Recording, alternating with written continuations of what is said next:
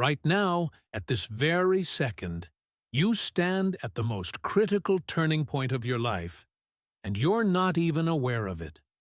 The moment you open your eyes, the first 10 minutes after you get out of bed, this isn't an ordinary morning routine. It's the architecture of your entire future, the workshop where your destiny is built, the moment when your success or failure is encoded. Most people start dying in the mornings. No, I'm not talking about physical death. I'm talking about mental death, spiritual surrender, the slow fading of their potential. The moment they open their eyes, they lose power. They surrender to the world. They give up control before the sun even rises. But what if I told you that the moment you take control of your morning, you take control of your entire life? This isn't just a motivational phrase. This is a proven law of history. This is the best-kept secret of the world's most powerful people. This is the invisible wall that separates ordinary people from legends. Now, I'm going to tell you a painful but essential truth.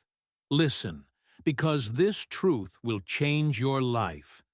Most of you wake up losing a battle every morning, and you're not even aware of it. The alarm goes off, your hand reflexively reaches for the snooze button. Once, twice, 3 times, maybe 5 times. And right here, before your feet even touch the ground, before you've even said a word, you've made your first decision. Weakness. First action? Surrender. First thought? Just a little more sleep. 5 minutes won't hurt. And this seemingly innocent 5 minutes sets you back 5 years. Because how you start is how you continue. If you start weakly, you live weakly. If you start with surrender, you continue with surrender. You lost the first battle, and the day has just begun. Then what happens? You rub your eyes. You haven't fully woken up yet, but where does your hand go? To your phone. An automatic movement without thinking, unconsciously. You open the screen, and at that moment, you've lost the second battle too.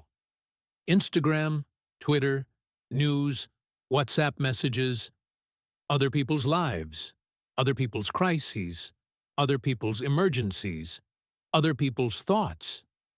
And you? Before you've even thought your own thoughts, before you've even started living your own life, you've started living in other people's mental world. What kind of slavery is this?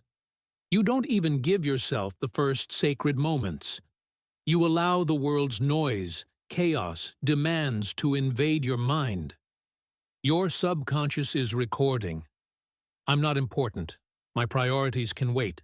Other people's agendas are more important than my life. And then all day long you wonder, why am I so tired? Why am I so scattered? Why can't I focus? Why have I lost control of my life? Because you never took it. It hasn't been yours since morning. You gave it up from the first breath. But this is where the revolution begins. This is where transformation sprouts. Because history shows us that the world's most powerful leaders, the most unshakable warriors, the brightest creators, the most effective people, knew one truth very well. The morning is a mirror. Show me your morning. I'll tell you where you'll be in 10 years. Steve Jobs would look in the mirror every morning and ask himself, if today were the last day of my life, would I do what I'm about to do today? And if the answer was no for several days in a row, he knew something needed to change. Barack Obama would wake up at 5 every morning during his presidency. Before the world woke up, he would gather his thoughts, set his strategies, clarify his vision before being exposed to the chaos of the day. The warriors of ancient Sparta would train before sunrise because they knew that discipline is built in the morning. Power is won in the morning. Victory is determined in the morning. Benjamin Franklin would ask himself every morning, "What good shall I do today?" and hold himself accountable every evening. Marcus Aurelius, the Roman emperor, would write his meditations in the early morning hours, preparing his soul before the world attacked him. So what does your morning say about your future? Does the snooze button speak or discipline? Does the phone screen speak or meditation? Do other people's agendas speak or your own vision? Now, I'm going to explain the anatomy of the morning to you step by step, minute by minute, movement by movement. Because details matter. Things that seem small create massive results. Here are 10 laws, 10 principles, 10 immutable rules. First law: get up the moment the alarm goes off. Don't negotiate. Don't bargain. Don't say one more minute. This is where the foundation of every success, every great thing in your life begins. Because the mind is an incredible manipulator, an expert at convincing you. The moment the alarm goes off, it will offer you thousands of justifications. You were so tired yesterday. You should rest a bit more today. 5 minutes won't change anything. Everyone sleeps a bit more. You're pushing yourself too hard. And with every snooze button press, you're sending yourself an invisible message. You're loading a program into your subconscious. My commitments don't matter. My words are meaningless. My goals can wait. I'm weak. I have no discipline. I can't trust the person I made a promise to. When you load these messages into yourself every morning, one day you look at yourself and you see this. Someone who has postponed all their dreams, put off all their goals, never used their potential. But powerful people, people who have written their names in history, don't negotiate when the alarm goes off. Up, immediately, that second, without thinking. Because they know that the first victory determines the rest of the day, the first disciplined movement creates the momentum for the entire day. If you win the alarm battle, no one and nothing can beat you that day. Jocko Willink, the legendary U.S. Navy SEAL commander, wakes up at 4:30 every morning. Why? Because he says, "While the enemy sleeps, I work. While my competitors are lazy, I'm disciplined." And this difference is the difference between victory and defeat. What time do you wake up? And how many times do you hit the snooze button? Second law: don't try to control the world before you control your thoughts. Establish mental sovereignty first. The first 10 minutes after you wake up are sacred, holy, untouchable. This is the moment when mental programming happens, when the spiritual foundation is laid. Most people throw this precious time in the trash. The moment they get up, they start rushing. News, social media, emails, other people's urgencies. But you're going to be radically different.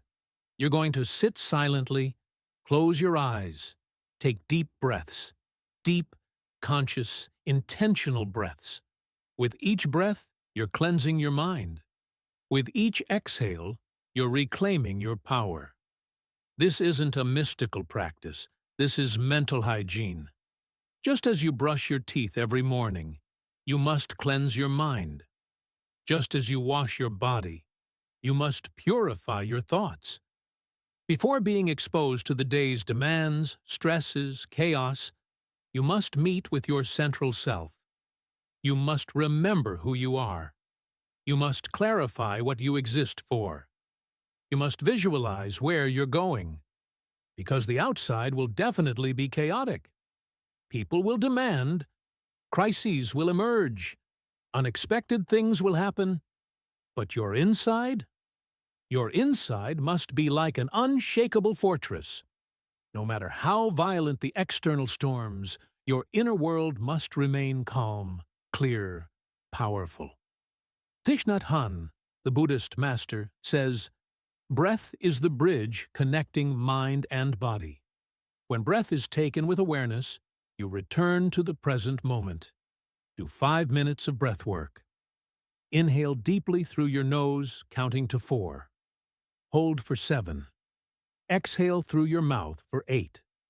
This technique regulates your nervous system, lowers your cortisol levels, sharpens your mind.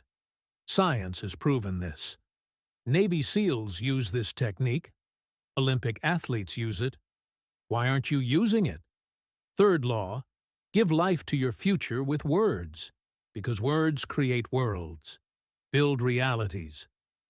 Here is the massive power that most people never understand, never use.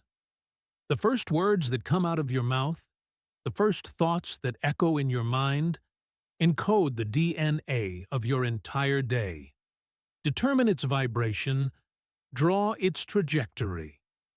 If your first thought when you wake up is, "Oh, I'm so tired," your body takes this as an instruction and says, "Understood, boss. Let's activate tired mode today." If you say, "I have so much to do today, I won't be able to handle it," your mind starts gathering evidence for this. Tasks become harder, obstacles grow, solutions become invisible. But if your first words when you wake up are, "Today is my day. Today is the day I make the impossible possible. Today is the day I show the universe who I am," then what happens? Your entire being, every cell, every neuron tunes to this frequency. Neurology supports this. The part of your brain called the reticular activating system is programmed to find in reality what you focus on. If you talk about power, you find power.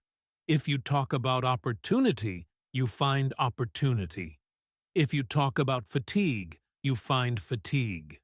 The mind believes what you tell it because it can't distinguish the difference. It doesn't know the difference between reality and imagination. If you repeat it enough, what you say becomes real.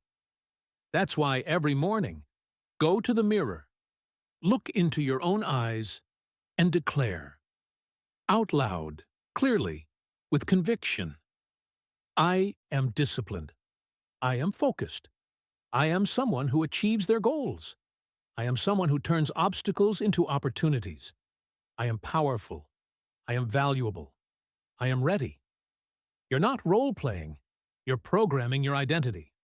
Tony Robbins says, "Identity precedes behavior. Change who you are, what you do, changes automatically." Muhammad Ali, before he was even champion, would repeat every day, "I am the greatest." People would laugh. They'd call him crazy. But he kept repeating. And eventually the mind believed. The body followed. Reality complied. He became champion. Because he was champion in his mind first. What are you telling yourself? "I can't," or "I will." Fourth law, write, otherwise it disappears, evaporates, vanishes.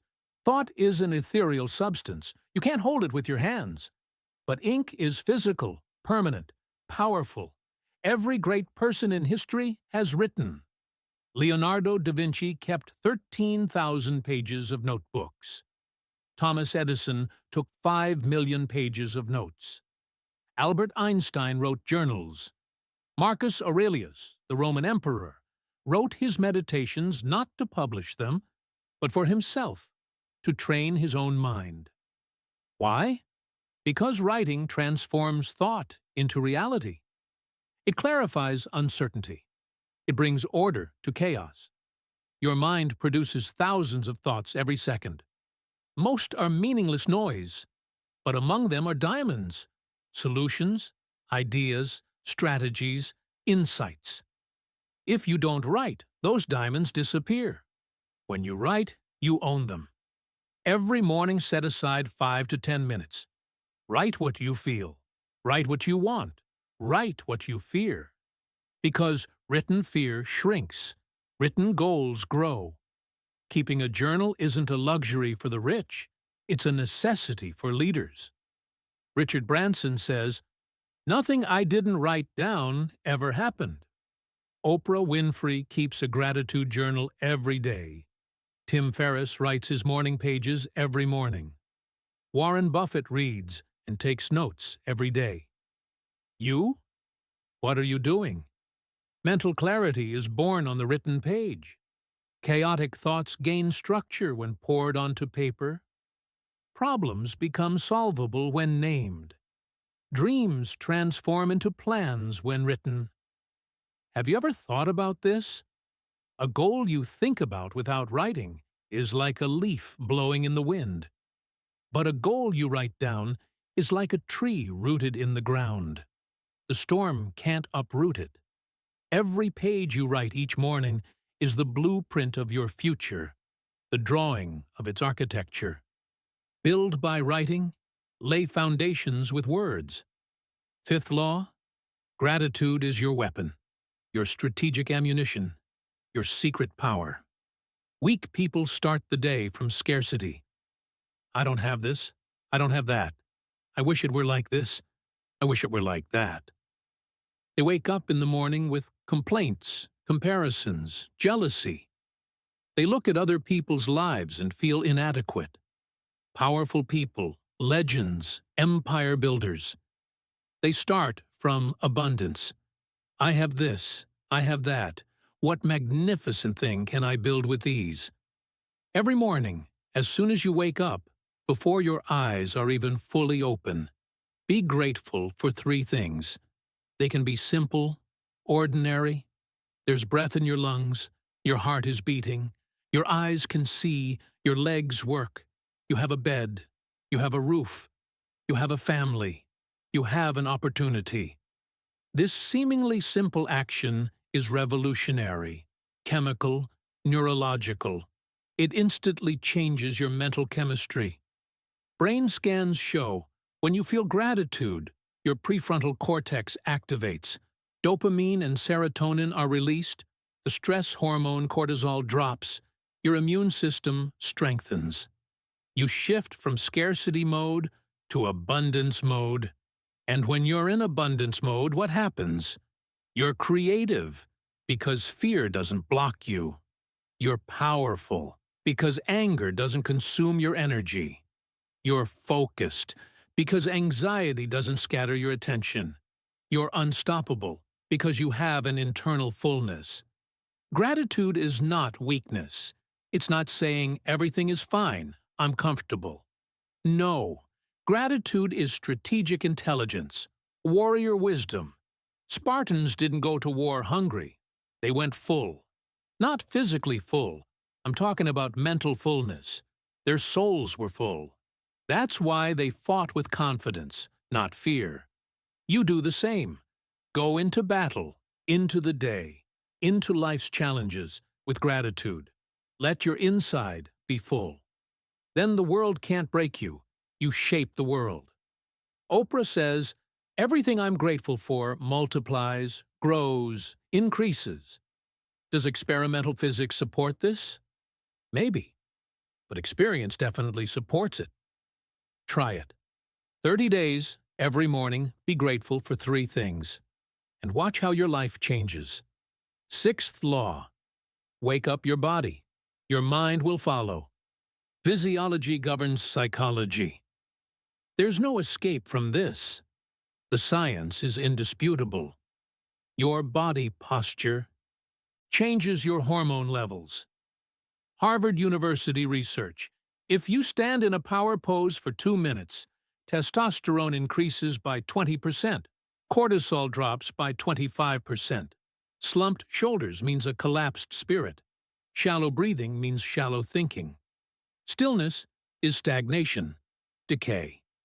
But upright posture, broad chest, deep breath, movement, these are biological power signals. Every morning, you don't necessarily need to go to the gym. You don't need to lift weights, but you must move. Push-ups, sit-ups, squats, running, yoga, stretching, dancing, it doesn't matter. What matters is movement. 10 minutes. Just 10 minutes. Because stagnant water rots. Flowing water gives life. It's a law of physics. You're also a river. You must flow. You must move. 10 minutes of movement fills the energy reservoir for that entire day. Sweat is the death of your old self. Every drop is weakness leaving your body. Every breath is power entering. Don't skip this. Don't say, I don't have time. You have 10 minutes. We all do. It's just a matter of priority. Your body is your temple. Don't neglect it, because a neglected temple collapses and can crush you underneath. David Goggins, one of the world's toughest men, says, when the body suffers, the mind strengthens. When it stays comfortable, both weaken. Challenge your body every morning. Expand your pain threshold. Then, no challenge during the day can break you, because you already defeated difficulty in the morning. Seventh law. Do the hard thing first. Develop and strengthen your discipline muscle every morning. The common point of the most effective morning routines, they all contain something difficult, something the mind says no to. As Goggins says, do what you don't want to do. Every morning, choose something your mind will resist. Cold shower, ice bath, 50 extra push-ups, an hour of meditation, 10-kilometer run, reading on a tough subject. Whatever it is, choose it and do it. Because the moment you break that resistance, in that first battle you win in the morning, the momentum is yours, the power is yours. Nothing can stop you that day. The mind says, I did the hardest thing in the morning. Everything else is easy. When you win the first battle, the second battle comes easier. The third, even easier. Discipline is like a muscle. If you don't use it, it atrophies, shrinks, weakens. By doing something difficult every morning, you grow that muscle. And a person with a big discipline muscle, that person can accomplish anything in life, can overcome any difficulty. Because the word difficult no longer means anything to them. Everything has become doable. Wim Hof, the Iceman, gets into ice water every morning. Why? For physical health? Yes, but the real reason is mental. When you do what your body says no to, you prove to the mind that you're sovereign. And that sovereignty lasts all day. Jocko Willink says the same thing. Discipline equals freedom. Seems contradictory, but it's not. The most disciplined people are the freest people, because they're not slaves to anything. They're not lazy. They don't procrastinate. They're not enslaved to their impulses. They rule themselves, and whoever rules themselves rules the world. Eighth law. Set one clear goal for each day, not 10 goals, not 5 goals, one goal. A person who sets 10 goals achieves 0. A person who sets one goal achieves 1. The math is very simple, but most people don't understand. When energy is scattered, it loses its effect. When focus is scattered, power evaporates. Even brilliant minds produce average results when they're not focused. Even average minds produce extraordinary results when focused. The difference isn't in IQ, it's in focus. Every morning, ask yourself this question and answer honestly. If I could only accomplish one thing today that would make me feel I won the day, what would it be? If I could only do one thing, what would it be? Find that thing. Define it clearly. Write it on paper. Underline it. Star it. Highlight it. Let that be your only mission that day. Everything else is secondary. Noise. Distraction. There's tremendous power in clarity. In ambiguity, there's chaos, exhaustion, failure. Gary Keller, in the One Thing book, says, extraordinary results are determined by narrow focus. The most successful people aren't the people who do the most work. They're the people who do the most important work. Steve Jobs, when he returned to Apple, reduce the number of products the company made from hundreds to 4. Everyone was shocked. "Are you crazy?" they said. But he knew. Few but excellent is better than many but mediocre. Result? Apple became the most valuable company in history. Warren Buffett, billionaire investor, says, "The difference between successful people and really successful people is that really successful people say no to almost everything. Learn to say no. Say no to noise, distractions, opportunities that are good but not great, and say yes to one thing. Then attack that thing with all your power. Ninth law, decide today who you're going to be, then act as that identity. Don't role play, actualize. Identity precedes behavior.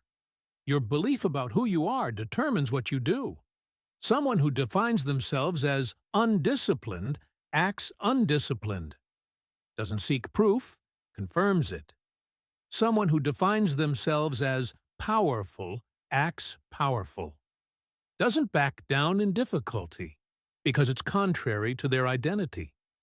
Every morning ask yourself, if the person I want to become were in my place right now, how would they act today? How would they speak? How would they walk? What would they say yes to? What would they say no to? Then act that way.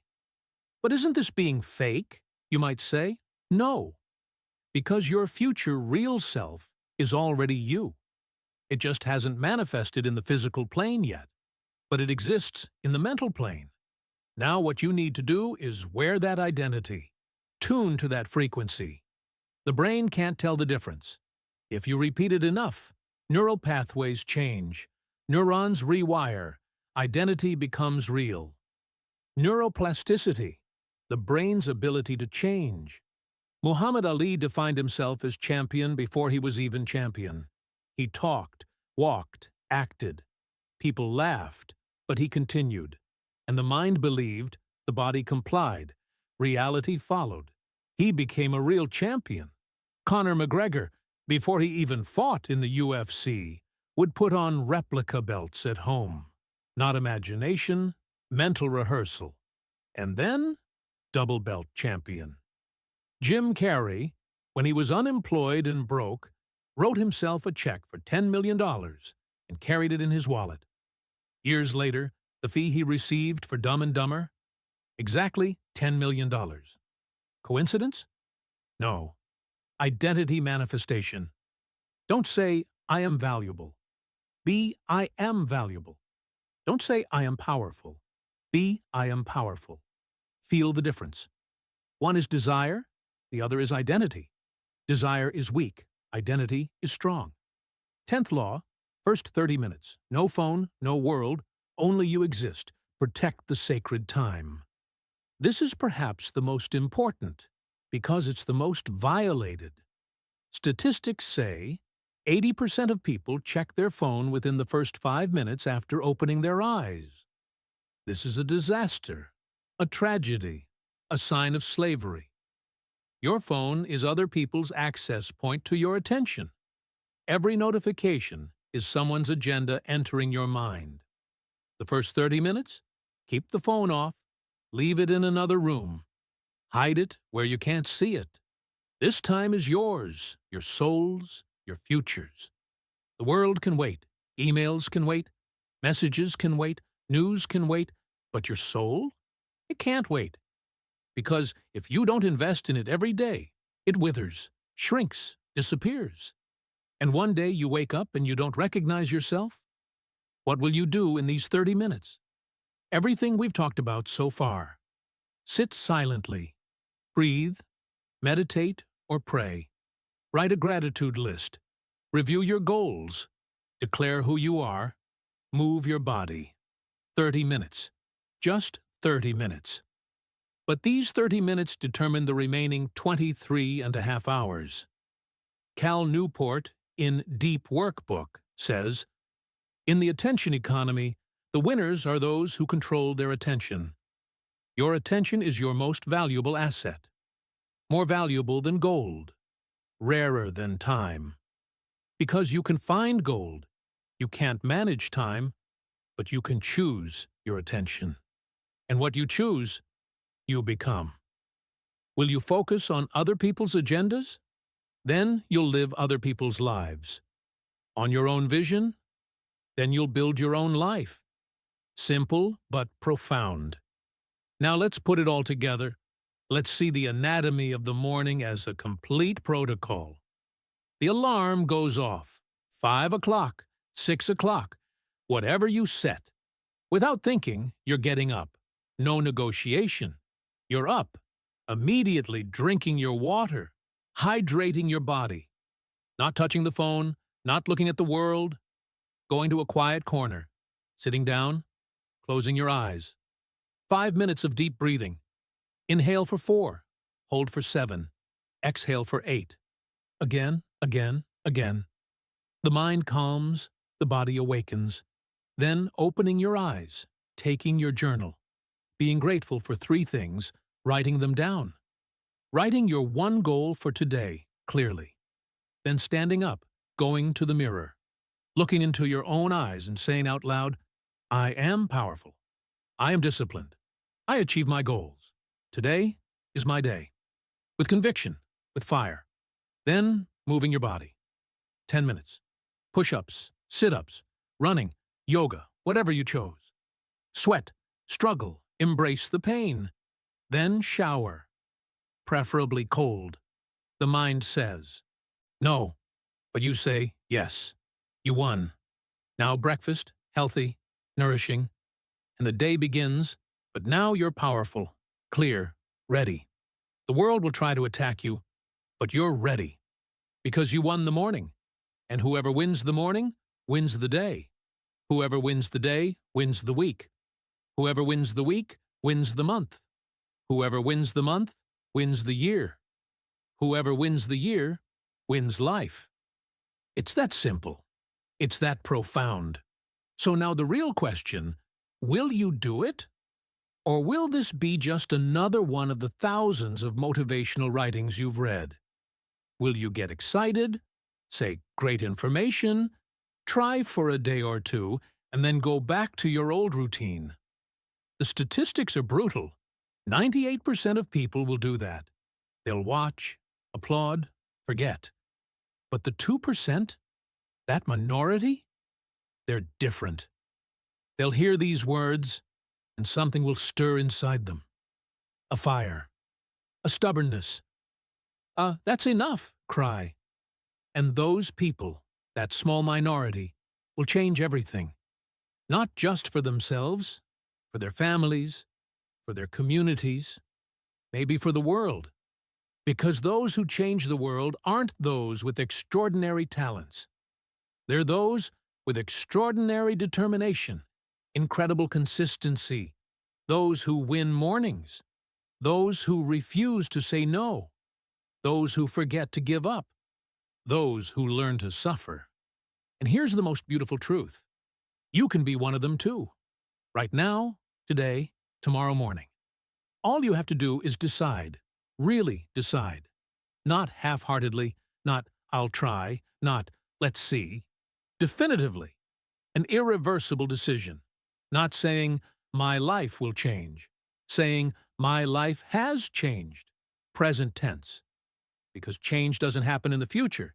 It happens now, in this breath, in this choice, in this determination. Let me leave you with one last thought. On your deathbed, in the final moments of your life, when you look back, what do you want to see? A graveyard of potentials? Untried dreams, unspoken words, unlived adventures, or a life full of battle scars, full of failures, falls but rising every time, risks taken, fears faced, boundaries pushed? The choice is yours. It always was yours. It always will be yours. No one will save you. No one will give you permission. No one will bring the perfect moment. Because there's no such thing as a perfect moment. There's only now. And now, you who are reading these words, you must make a decision. Will you live or will you just survive? Because the two are not the same thing. They never were. Most people just survive. Alarm, coffee, work, come home, television, sleep, repeat. A robotic loop, a zombie existence. But to live? Living is something else. It means to fear, to be excited, to suck every day as if it's your last day. Because one day, it really will be your last day. And when that day comes, what will you say? I wish I had taken fewer risks? Never. You'll say, I wish I had lived more. I wish I had been braver. So start tomorrow morning. No. Why tomorrow? Start tonight. Start now. Go to bed early tonight. Turn off the phone. Prepare for tomorrow. Set the alarm. Give yourself a promise. And tomorrow, when the alarm goes off, don't hesitate. Don't think. Just get up and win. Win that first battle. Then the next one. The next one. For 30 days. Without skipping a single day. And watch how your life changes. But don't just watch. Feel it. Live it. Be it. Because whoever wins the morning wins life. Your day begins with your morning. Your life begins with your day. Your legacy begins with your life. Everything is connected. Like dominoes. If you knock over the first stone, they all fall. What's the first stone? Getting up tomorrow morning when the alarm goes off. It's that simple. It's that hard. It's that powerful. Now it's your turn. The world is waiting. Your destiny is calling. Your future is being shaped. The only question is, will you be there? Let your answer be yes, and let that yes begin tomorrow morning.